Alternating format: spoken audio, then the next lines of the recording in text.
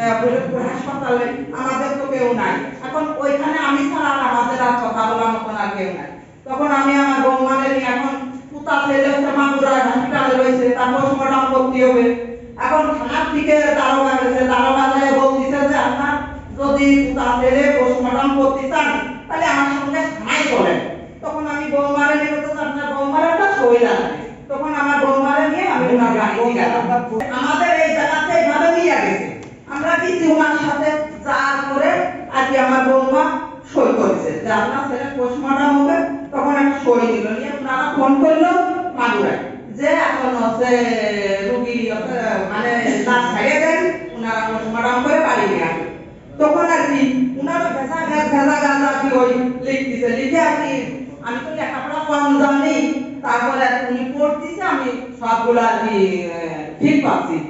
আমার পুতা ছেলে মারা গেছে, আমার আর পুতা ছেলে কেসে দিচ্ছে, এটা কি মদের মূল্য পাইছেন? কথা কি আমি বলতেছি আপনারা কার হুকুমি কেস লেখতেছেন?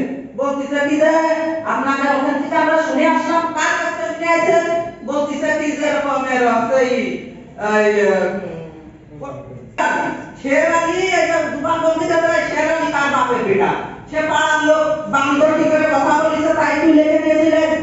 আসামি যারা প্রকৃতি খুনি তাদের আমরা যে কথা দিয়ে অথবা গ্রামের লোক যারা খুন করেছে তাদের কাছে বাঁচাই নিয়ে তাকে বাঁচানোর জন্য চেষ্টা বলছে, তাহলে আমি কিছু বলতে পারবো না, আপনি অফিসারের সাথে কথা বলেন।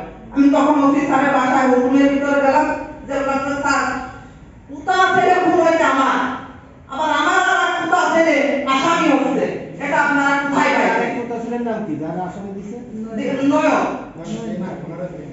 উনারে দিই না, যখন আমি ফেটে দিছি থানার ভিতরে, তাহলে পুতা ছেলে মারা গেছে, আর পুতা ছেলে কেস হচ্ছে, আপনারা পাইছেন কোথায়?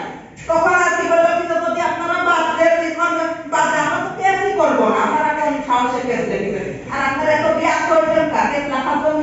আমার ছেলেরা আসুক, আমার দেওর তার ছেলে নিয়ে হাসপাতালে, তারা আসুক, আসে এক জায়গা বসে আমরা যেটা সেটা করবো।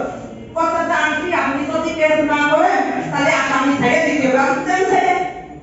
আমি যেটা বলি শোনার সামনে, আমি কেন ছেড়ে? জায়গায় খুন করেছে, খুনি আসামি ধরে আপনি ছেড়ে দেন ছেড়ে।